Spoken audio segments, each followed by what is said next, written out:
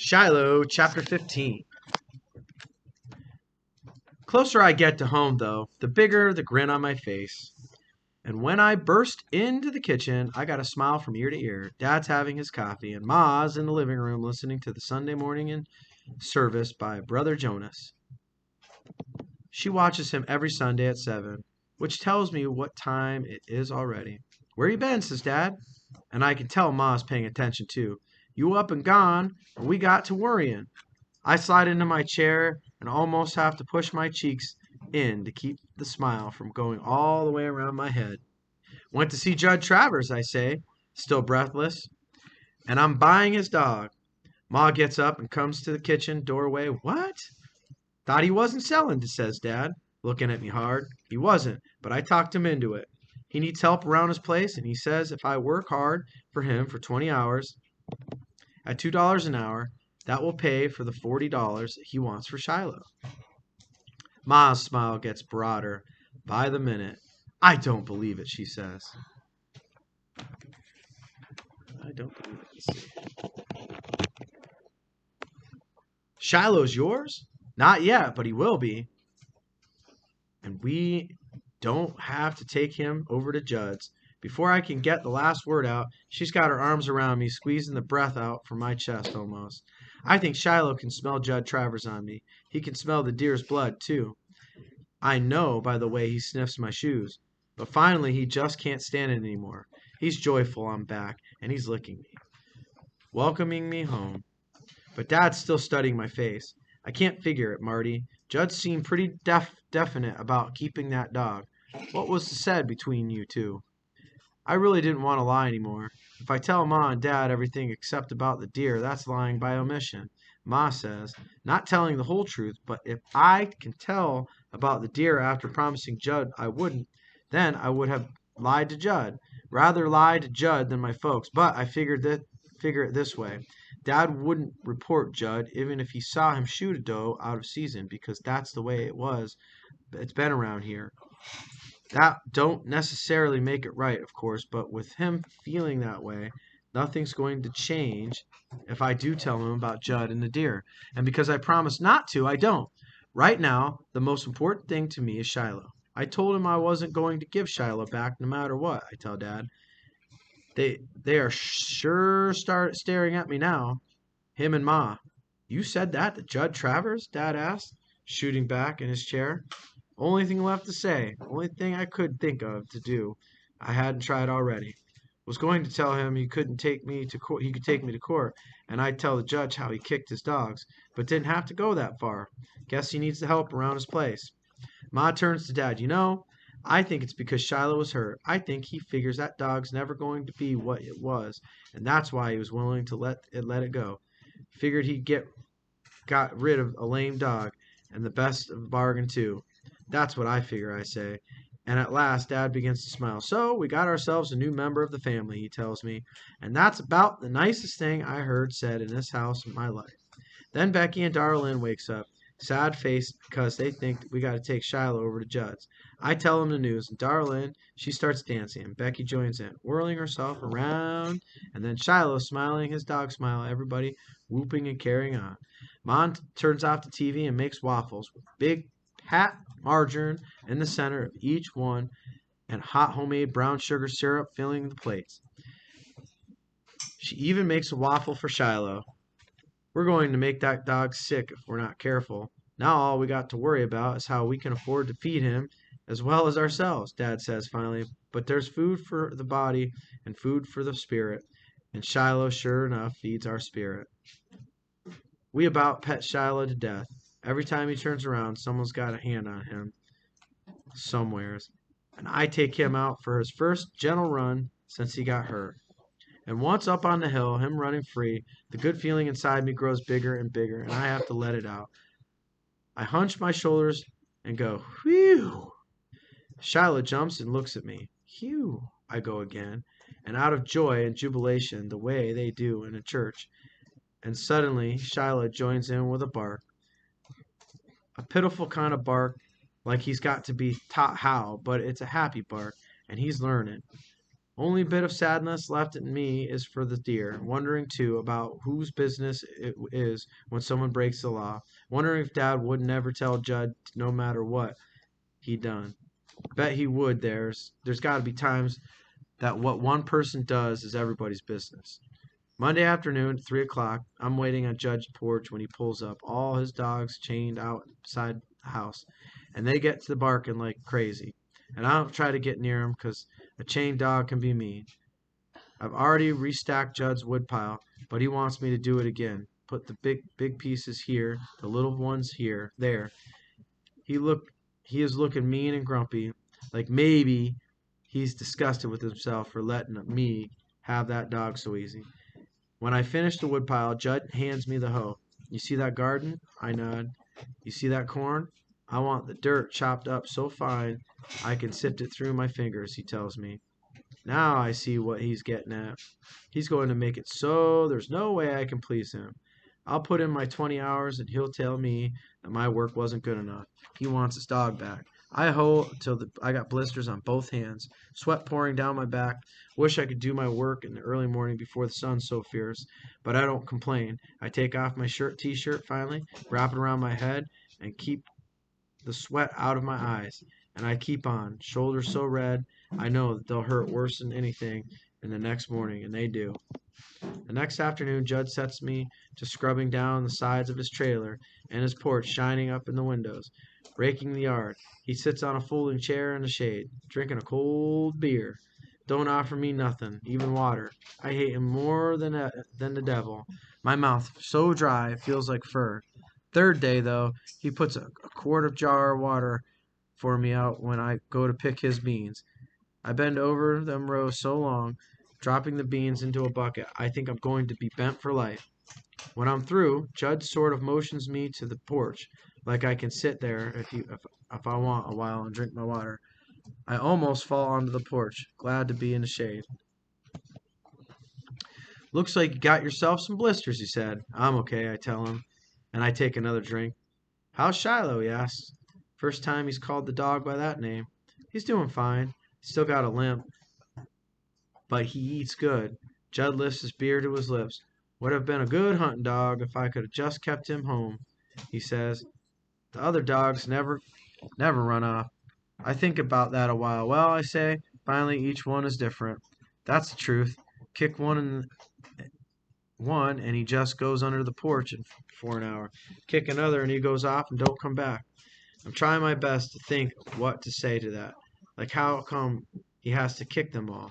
Then I figured nobody likes to be preached at, no matter how much he needs it.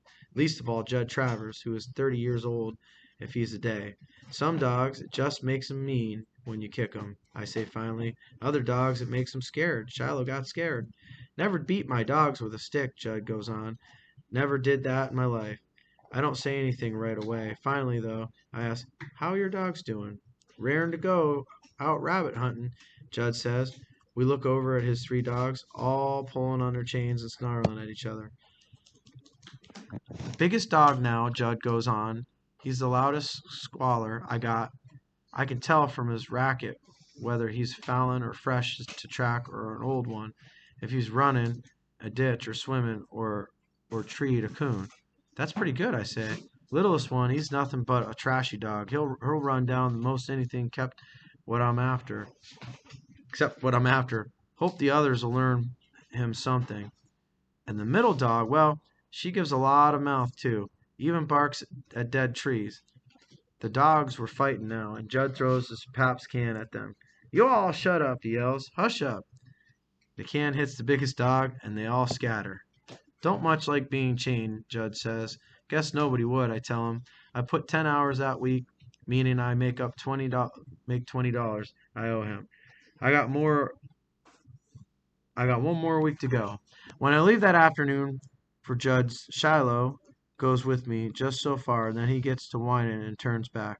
I'm glad he won't go on with me. I don't want him anywhere near Judd Travers. Monday of the second week, it seemed like Judd's out to break my back or my spirit or both. This time he's got me splitting wood. I got to roll a big old piece of locust wood over to the stump in his yard, drive a wedge in it, and then hit the wedge in it with a sledgehammer again and again until the wood falls apart in pieces to fit his wood stove. Then another log and another.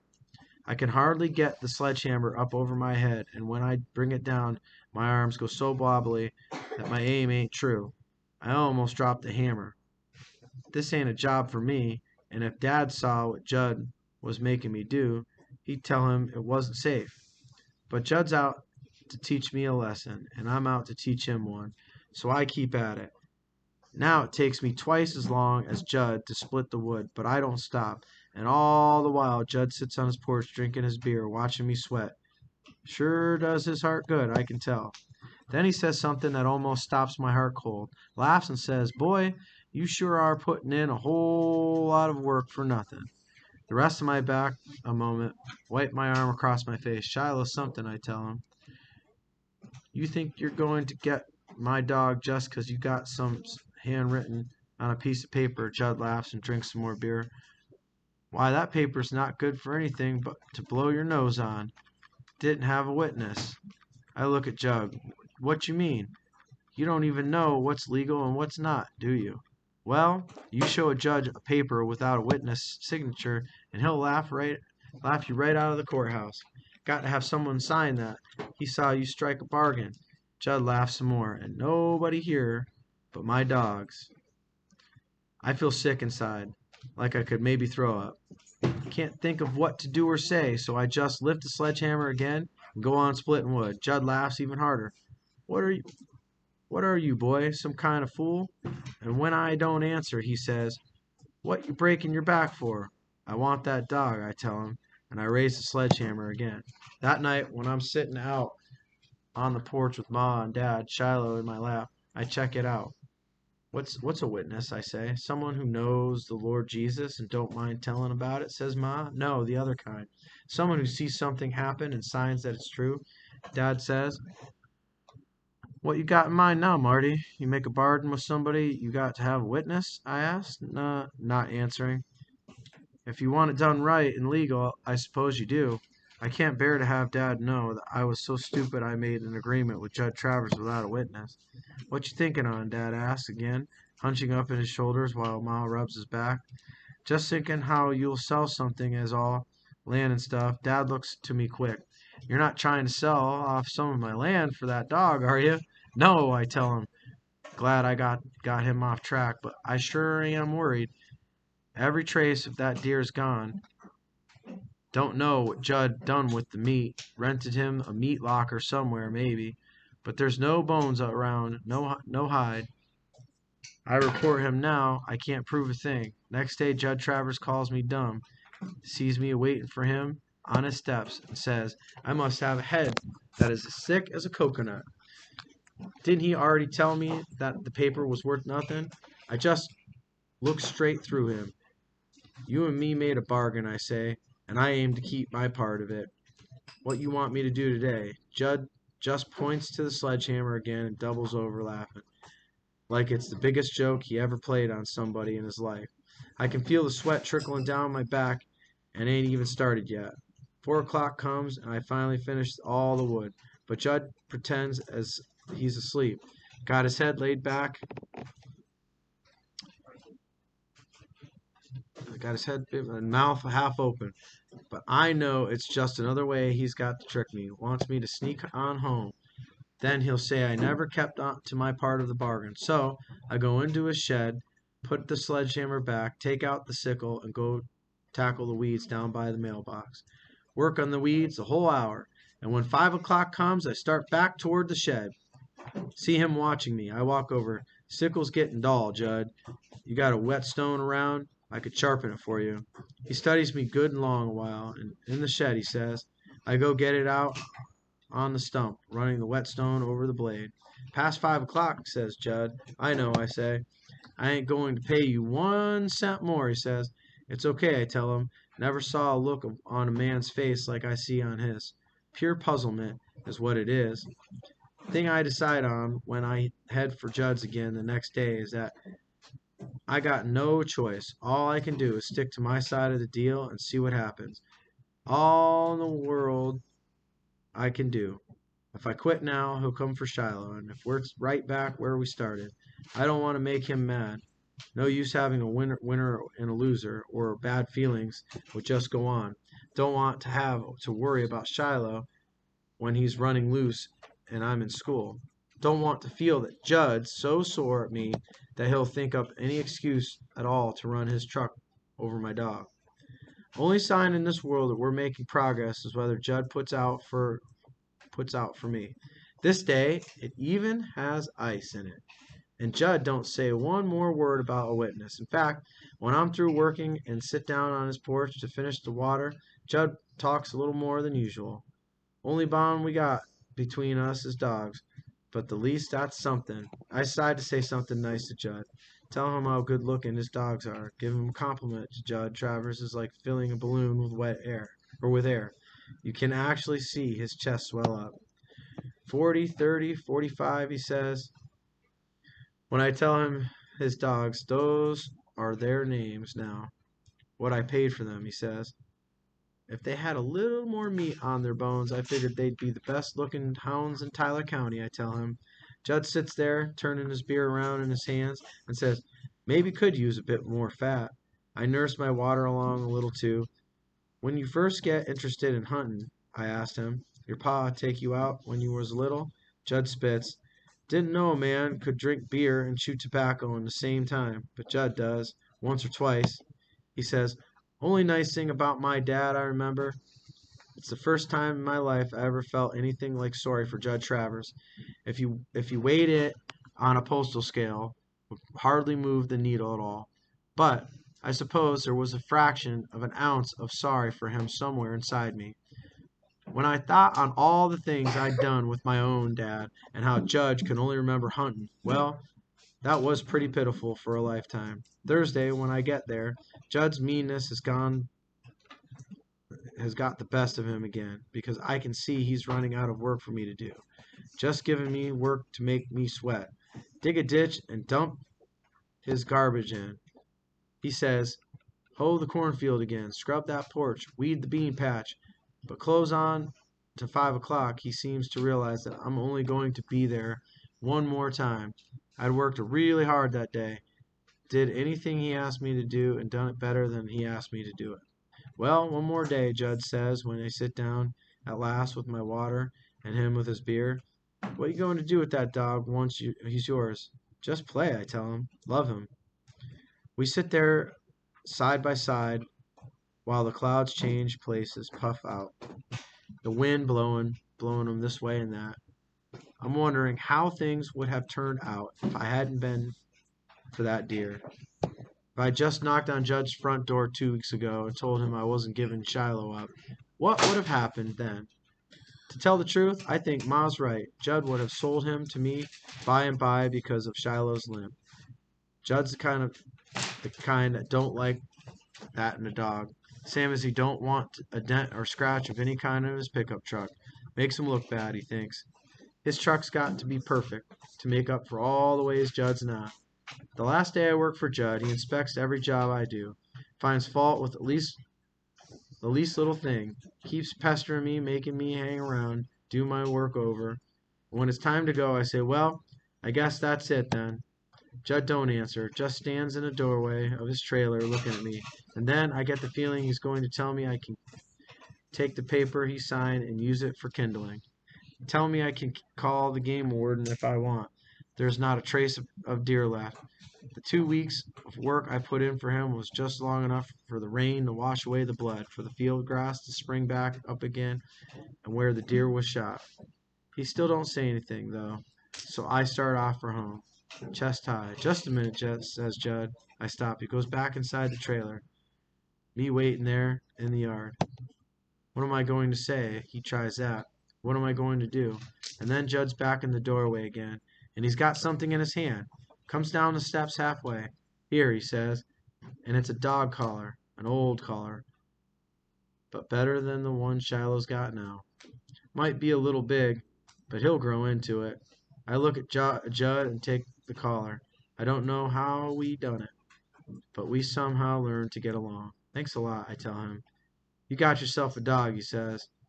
and goes inside again and don't even look back. I get home that evening and Mom's baked a chocolate layer cake to celebrate a real cake, too, not the Betty Crocker. After dinner, Ma and Dad on the porch and the four of us rolls around on the grass together, Darlin, Becky, Shiloh, and me. Becky tries to give Shiloh her butterfly kisses, but he don't hold still long enough to feel her eyelashes bat against him. Just got to lick everywhere on her face. And long after Becky and Darlin goes inside, I lay out there on my back in the grass, not caring about the dew, Shiloh against me crosswise, his paws on my chest. I look at the dark closing in, sky getting more and more purple, and I'm thinking how nothing is as simple as you guess, not right or wrong, not Judd Travers, not even me or this dog I got here. But the good part is I saved Shiloh and opened my eyes some. Now that ain't bad for 11. The end.